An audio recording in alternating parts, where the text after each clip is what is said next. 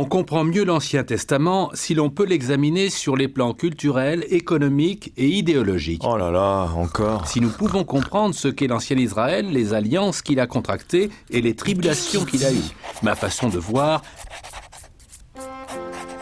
J'y comprends rien. Les adultes compliquent toujours les choses, c'est sûr. My life is a gift, my life has a plan, my life has a purpose, in heaven it began. My choice was to come to this lovely home on earth and seek for God's light to direct me from birth.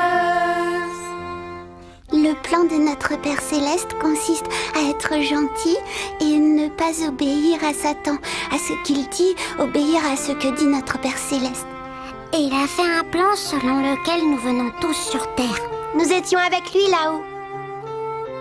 Notre Père Céleste nous a envoyés sur la Terre parce que nous devions être Si on vient ici-bas et que l'on mène une vie juste, alors on retournera au ciel. Pour apprendre l'évangile et choisir si on veut être bon ou mauvais. Il veut que nous remontions au ciel. En fait, je sais pas vraiment si c'est là-haut, mais il veut que nous remontions pour être auprès de lui. C'est pourquoi il a trouvé Jésus pour qu'il puisse l'aider. Pourquoi avons-nous besoin d'un corps? Pour pouvoir vivre sur Terre, parce que si on était esprit, alors on pourrait pas marcher. On n'aurait pas d'os, alors on s'affalerait tout le temps. Ben, c'est une des règles. Pour traîner et aller dans les magasins. Si nous voulons être comme lui, nous avons besoin d'un corps. Qu'est-ce que notre Père Céleste a créé?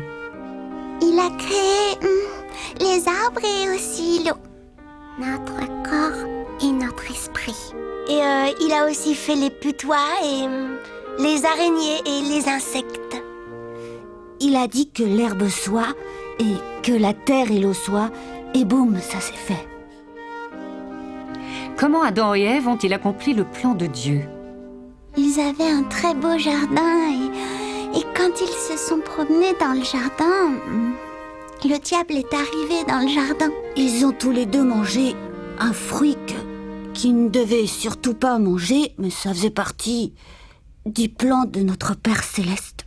Il est arrivé quelque chose de terrible parce qu'ils portaient pas de vêtements. Ils ont été chassés du jardin. Et ils n'avaient pas de voiture.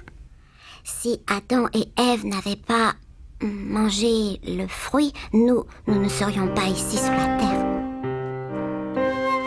Noah was a prophet called to preach the word, tried to cry repentance, but nobody heard. They were busy sinning, Noah preached in vain. They wished they had listened when they saw the rain. Notre Père Céleste a essayé de prévenir les gens en leur disant qu'ils ne devaient pas agir ainsi, alors il a dit à Noé d'aller leur dire.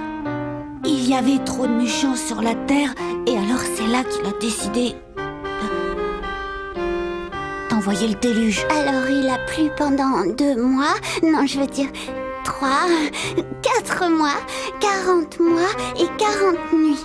Ça sentait mauvais comme dans une ferme. Tous les gens méchants, ils ont été tués dans le déluge. Ils sont montés au ciel. Et ils y sont restés pour que Dieu les instruise un peu plus.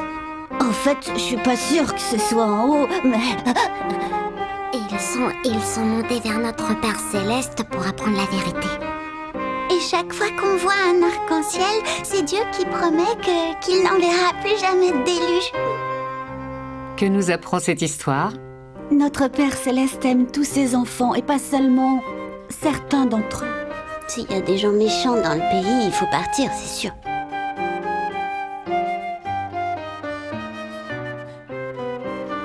Les enfants d'Israël étaient le peuple de notre Père Céleste. Il voulait que le peuple suive au lieu de faire le contraire.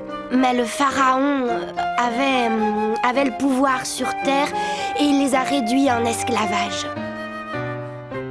Comment il s'appelait déjà? Moïse. Moïse est allé voir le pharaon et lui a demandé de bien vouloir tout de suite libérer son peuple.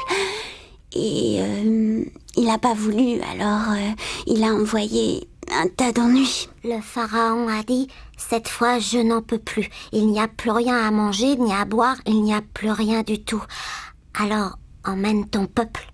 Tu peux les avoir, tes Israélites. » La mer s'est ouverte et plouf. Les gens qui étaient leurs maîtres, les Égyptiens, enfin, je crois, ils les ont poursuivis, mais quand les Israélites étaient sur l'autre rive, notre Père Céleste a refermé la mer et les Égyptiens se sont noyés. Pourquoi notre Père Céleste a-t-il fait sortir d'Égypte les enfants d'Israël? Il pouvait beaucoup mieux obéir à notre Père Céleste. Ils pouvaient aussi donc être plus justes et adorer notre Père Céleste plutôt que des idoles.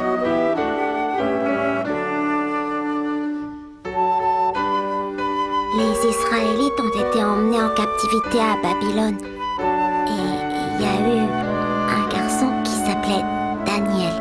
Il a été jeté dans la fosse aux lions. Les lions croyaient qu'ils allaient pouvoir manger Daniel. Daniel a beaucoup prié et donc Dieu a envoyé des anges pour fermer la gueule des lions. Ils ne pouvaient pas du tout mâcher.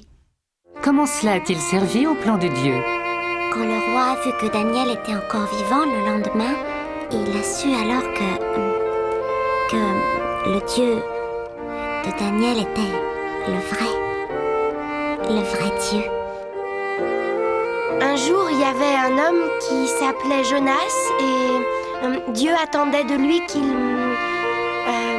enseigne sa parole. Il s'est enfui. Et il était sur un bateau Et il a été avalé par une baleine. Le poisson était de cette taille. Il faisait noir, ça sentait mauvais, c'était dégoûtant. Visqueux, il y avait des poils. Jonas a prié sans arrêt, jusqu'au soir et le matin et l'après-midi. Notre Père Céleste a fait que la baleine le rejette après 3 jours et 3 nuits. Alors il est allé à Ninive et il a prêché l'évangile. Et les gens ont été gentils après ça. Comment Jonas a-t-il participé au plan de Dieu? Notre Père Céleste a envoyé Jonas à Ninive pour qu'elle ne soit pas détruite. Qu'est-ce que toutes ces histoires nous apprennent sur notre Père Céleste? Dieu est plus puissant que n'importe qui. Le bien rend heureux alors que le mal rend triste. il veut que nous venions sur terre et vivre notre vie. Et qu'après ça, nous retournions là-haut pour faire confiance à notre Père Céleste. Nous devons juste avoir la foi. Ce n'est pas si compliqué, il suffit juste de demander à un enfant.